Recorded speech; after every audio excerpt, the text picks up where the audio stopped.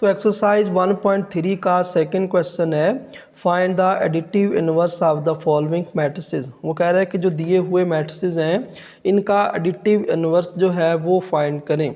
तो additive inverse क्या है?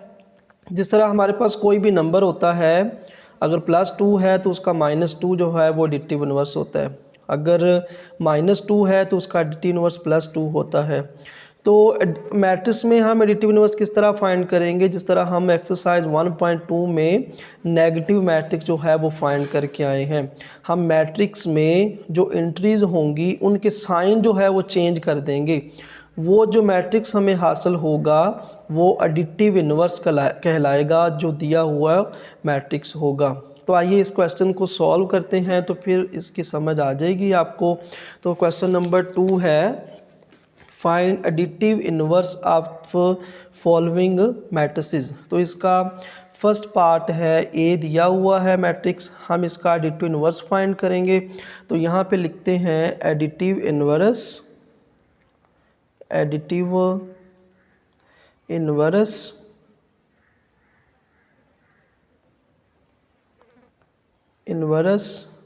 Of matrix A, of matrix A. तो हमने एडिटिव इनवर्स किस तरह फाइंड करना है? इस ए मैट्रिक्स में जो एंट्रीज हैं इनके साइन चेंज कर देने। यहाँ पे हम ए के साथ -a लिख देंगे क्योंकि हम एडिटिव इनवर्स फाइंड कर रहे हैं। और यहाँ पे इनके जो साइन है वो चेंज कर देंगे। ये +2 है क्योंकि जहाँ पे साइन नहीं होता वहाँ पे प्लस होता है, तो इसलिए ये आ जाएगा -2, ये आ जाएगा -4, ये -2 है तो ये +2 आ जाएगा, और +1 है तो ये -1 आ जाएगा। तो ये फाइंड हो गया है मैट्रिक्स ए का एडिटिव इनवर्स। तो दोबारा सुन लें, हम जो मैट्रिक्स का एडिटिव इनवर्स किस तरह फाइंड करेंगे कि जो एंट्रीज दी होंगी उनके साइन जो है वो चेंज कर देंगे। तो ये जो मैट्रिक्स हमारे पास हासिल होगा ये एडिटिव इनवर्स कहलाएगा। अब नेक्स्ट क्वेश्चन को सॉल्व करते हैं। हमें एक बी मैट्रिक्स जो है वो दिया गया है, हमने इसका एडिटिव इनवर्स जो है वो फाइंड करना है। यहाँ पे लिखते हैं एडिटिव इनवर्स, एडिटिव इनवर्स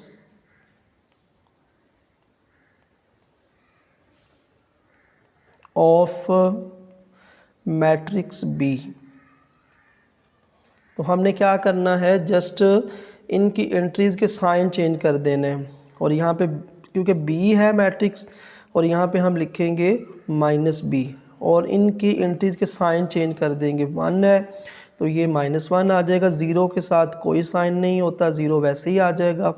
-1 है तो ये आ जाएगा +1, और ये +2 है तो -2 आ जाएगा। -1 +1 हो जाएगा, 3 प्लस का है तो इधर -3 आ जाएगा, और 3 है तो इधर -3 आ जाएगा, और ये -2 है तो +2 आ जाएगा, 1 है तो -1 आ जाएगा। तो इस तरह ये हमने बी मैट्रिक्स का एडिटिव इनवर्स जो है वो फाइंड कर लिया है। हाँ जी, अब नेक्स्ट की जानब चलते हैं। नेक्स्ट है हमारे पास एक सी मैट्रिक्स, तो इसका एडिटिव इनवर्स जो है वो फाइंड करते हैं। तो यहाँ पे लिखेंगे additive inverse, additive inverse of matrix C, यानी हम मैट्रिक्स सी का एडिटिव इनवर्स फाइंड कर रहे हैं। तो हम क्या करेंगे, यहाँ पे सी के साथ लिख देंगे -c, और यहाँ पे इन जो एंट्रीज़ हैं सी मैट्रिक्स की उनके साइन चेंज कर देंगे। तो इस तरह ये आ जाएगा एडिटिव इनवर्स। हाँ जी, अब नेक्स्ट की जानब चलते हैं। नेक्स्ट को सॉल्व करते हैं। एक डी मैट्रिक्स दिया हुआ है, और यहाँ पे लिखते हैं additive inverse, additive inverse of matrix D, यानी हम मैट्रिक्स डी का एडिटिव इनवर्स जो है वो फाइंड करेंगे। तो हम इसके साइन जो हैं उनकी एंट्रीज़, हम यहाँ पे डी मैट्रिक्स जो एंट्रीज़ हैं उनके साइन चेंज कर देंगे। 1 है तो इधर आ जाएगा -1, और ज़ीरो जो है उसके साथ कोई साइन नहीं आएगा। और इस तरह -3 है तो ये +3 आ जाएगा, -2 है तो ये +2 आ जाएगा, +2 है तो -2, 1 है तो -1 आ जाएगा। यहाँ पे ये 1 था तो -1 आ गया, 0 है तो 0 वैसे ही आ जाएगा।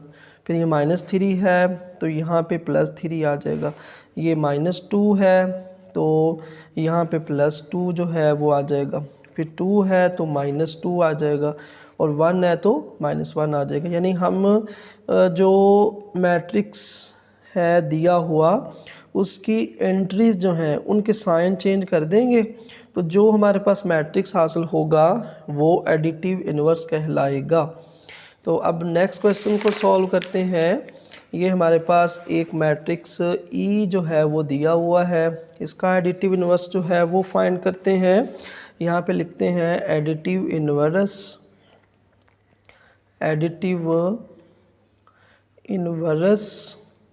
ऑफ ई मैट्रिक्स लिख दें यहाँ पे, ऑफ ई मैट्रिक्स। तो यहाँ पे ई है तो यहाँ पे लिखेंगे -e और ये जो ई मैट्रिक्स की एंट्रीज़ हैं इनके साइन चेंज कर दें, -1, 0 वैसे ही, 0 वैसे ही और ये -1। तो नेक्स्ट क्वेश्चन को सॉल्व करते हैं। हमें एफ मैट्रिक्स दिया हुआ है और यहाँ पे लिखेंगे एडिटिव इन्वर्स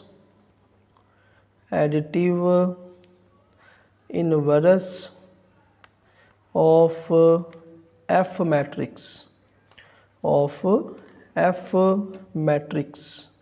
हम एफ मैट्रिक्स का एडिटिव इन्वर्स जो है वो फाइंड कर रहे हैं और हम क्या करेंगे, यहाँ पे f लिखा हुआ है तो इधर लिखेंगे -f और ये 3 है। तो हम ये जो साइन है, कुछ बच्चे यहाँ पे ये गलती करते हैं कि अंडर रूट के अंदर ही माइनस को लिख देते हैं। हम इसके अंदर नहीं लिखेंगे, अंडर रूट के बाहर लिखेंगे। यहाँ पे लिखेंगे 3 बाहर माइनस आएगा, 1 है इधर -1 आ जाएगा और ये -1 है तो +1 आ जाएगा, 2 है तो -2 आ जाएगा। तो ये जो है f का एडिटिव इन्वर्स जो है वो फाइंड हो गया। तो ये था हमारा क्वेश्चन नंबर 2 और इसके तमाम पार्ट्स को हमने सॉल्व किया है और उनका एडिटिव इन्वर्स जो है वो फाइंड किया है। तो अब नेक्स्ट क्वेश्चन की जानब चलते हैं। तो क्वेश्चन नंबर 3 है, if A is equal to, ये A मैट्रिक्स दिया हुआ है, B मैट्रिक्स दिया हुआ है, C दिया है, D दिया है, देन वो कह रहा है कि फाइंड A+, फिर ये मैट्रिक्स दिया हुआ है। तो इन यहाँ पे जो A B C इस तरह लिखे हुए हैं, यहाँ पे हम जो ऊपर मैट्रिक्स की वैल्यू दी हुई है ये पुट करके इनको ऐड करेंगे। तो मैंने जो है ये सारे A B C D जो है वो नहीं लिखे हुए, मैंने 1 बाय 1 ऊपर, जिस तरह उसने कहा हुआ है कि A+ ये फाइंड करें तो मैंने A ऊपर लिखा हुआ है, फिर B मैट्रिक्स लिख के इनको सॉल्व किया हुआ है। तो आइए क्वेश्चन नंबर 3 को सॉल्व करते हैं। तो क्वेश्चन नंबर 3 में फर्स्ट पार्ट जो है वो ऊपर A जो है उसने दिया है, फिर वो कह रहा है A+ फाइंड करें। तो हम यहाँ पे A की वैल्यू जो है वो पुट कर देते हैं। जो A मैट्रिक्स है यहाँ पे इसकी जो वैल्यू है -1 2 2 1 यहाँ पे पुट करते हैं और यहाँ पे आ जाएगा A की जगह पे -1 और 2 और 2 1 ये मैट्रिक्स लिख देंगे। फिर ये जो प्लस का साइन है वैसे ही आ जाएगा और फिर ये वाला मैट्रिक्स 1 1 1 और 1 ये वैसे ही आ जाएगा। अब क्योंकि इसके दरमियान प्लस का साइन है हम इसको ऐड करेंगे और 1 बाय 1 के करस्पॉन्डिंग एंट्रीज़ के लिहाज से इसको ऐड करेंगे। तो ये आ जाएगा -1 और +1 और 2 +1। ये वाली जो एंट्री है इस एंट्री में ऐड होगी, ये वाली एंट्री इस एंट्री में ऐड होगी और ये वाली एंट्री जो है इस 1 में ऐड होगी, 2 + 1 और ये 1 + 1 और इस तरह ब्रैकेट्स को हम दोबारा वैसे ही लिख देंगे। अब -1 + 1, क्योंकि एक माइनस का 1 है एक प्लस का 1 है तो ये कैंसिल होके आ जाएगा 0। और 2 + 1 आएगा 3, 2 + 1 3 और 1 + 1 2। तो ये था क्वेश्चन नंबर 3 का फर्स्ट पार्ट। अब सेकंड पार्ट को सॉल्व करते हैं। तो सेकंड पार्ट में वो कह रहा है कि if b = 1 - 1 then find b + -2 3। ये मैट्रिक्स दिया हुआ है। हम यहाँ पे b मैट्रिक्स की जो वैल्यू पुट करते हैं, ये b = 1 - 1 दिया हुआ है। यहाँ पे लिखते हैं b की जगह पे ये वैल्यू 1 और -1, यहाँ पे ब्रैकेट यूज़ करेंगे और प्लस ये वाला मैट्रिक्स लिखेंगे -2 3 और ब्रैकेट यूज़ करेंगे।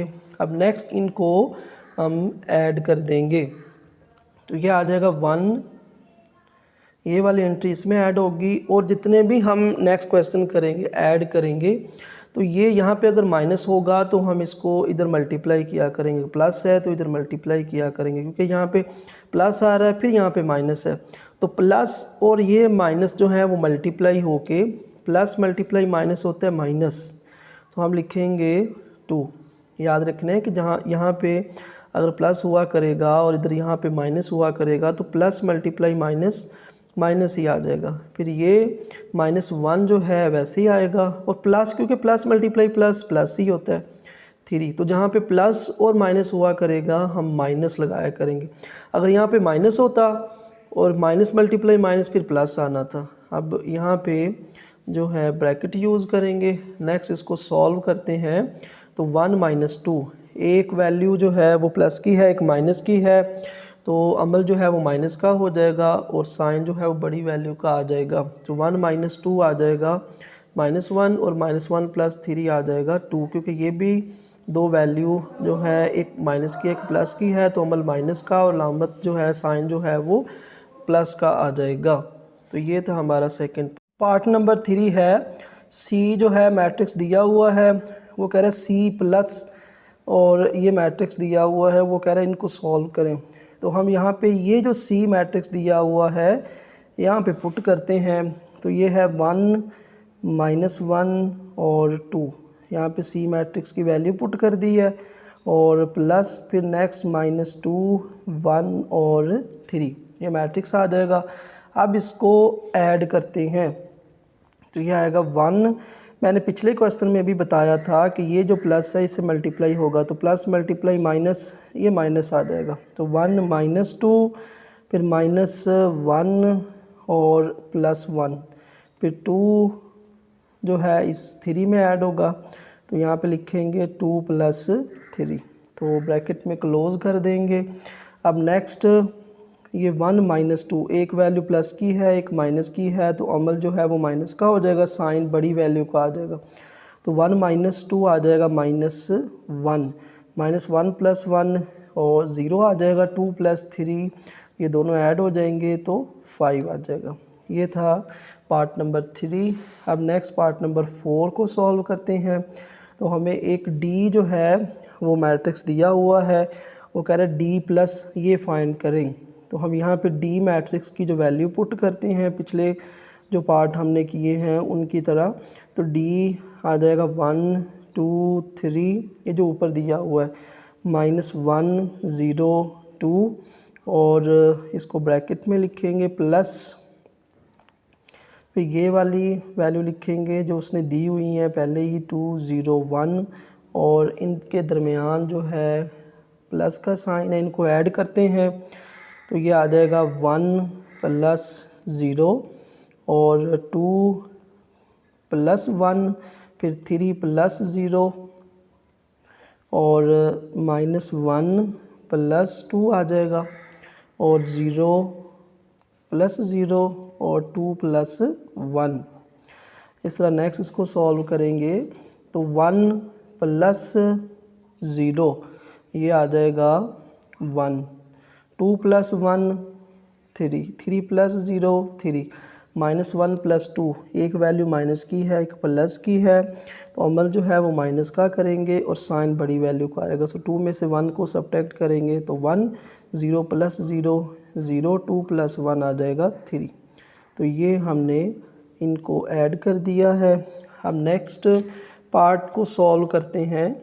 तो नेक्स्ट पार्ट है, ऊपर हमें वो कोई भी मैट्रिक्स देगा, जिस तरह उसने दिया हुआ है, इफ़ ए दिया, बी दिया, सी दिया, डी एफ भी दिए थे, वो मैंने अभी नहीं लिखे क्योंकि वो नेक्स्ट जो है वो सॉल्व करने हैं।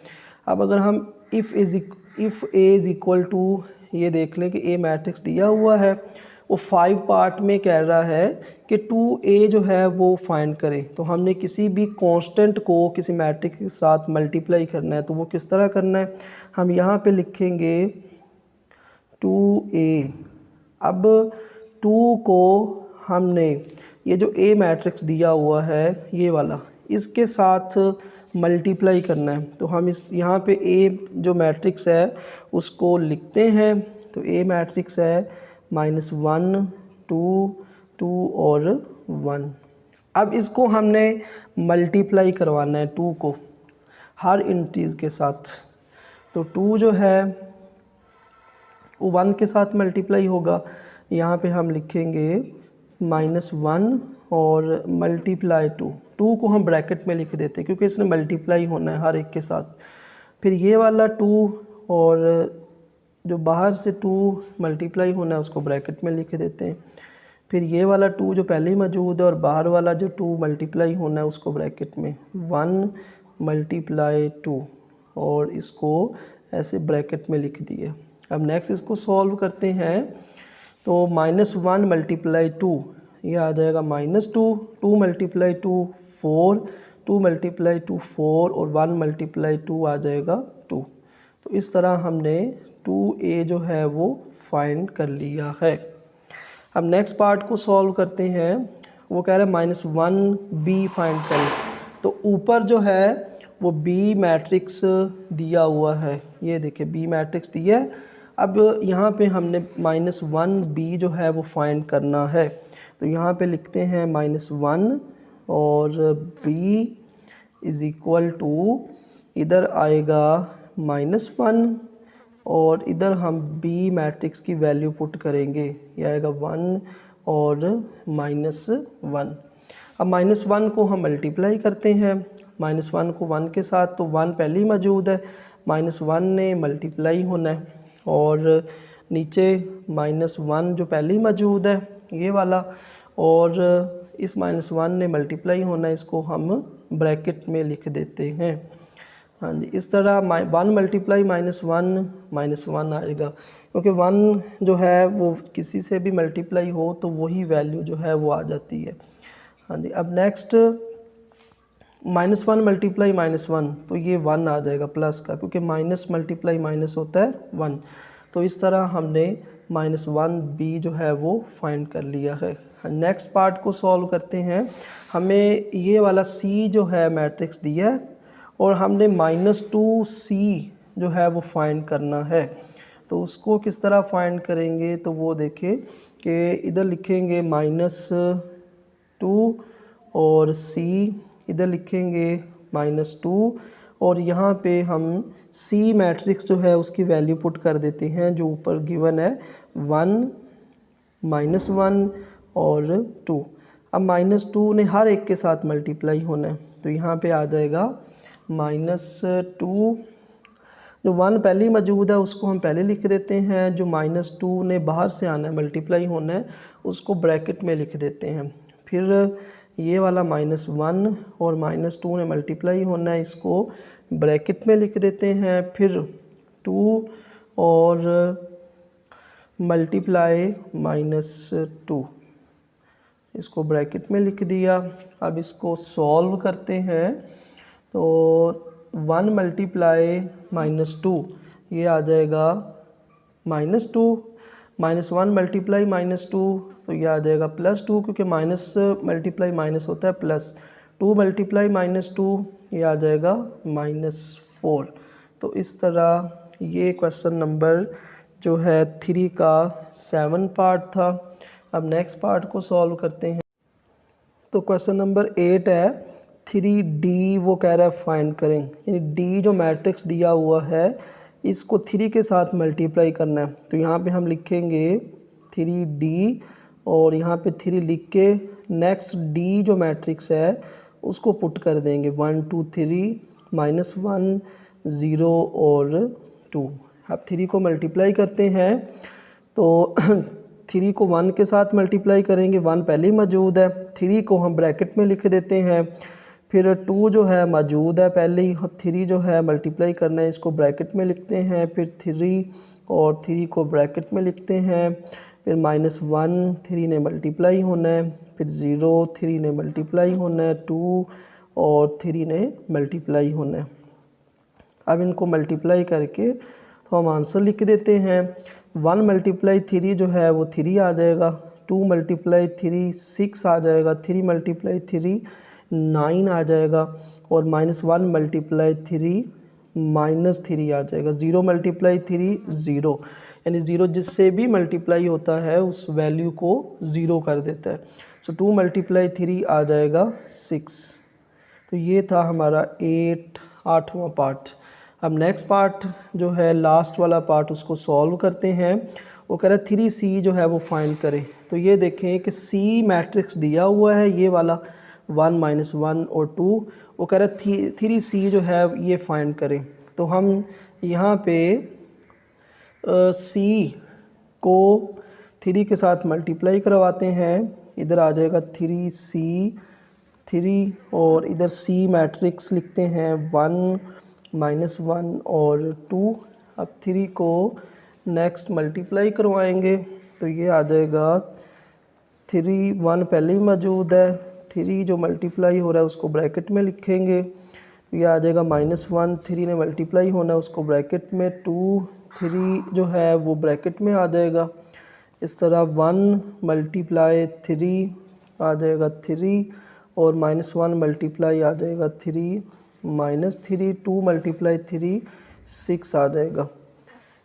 और इस तरह हमने क्वेश्चन नंबर 3 के जो सारे पार्ट हैं उनको सॉल्व कर लिया है। तो उम्मीद है कि इन क्वेश्चंस की आपको समझ आ गई होगी।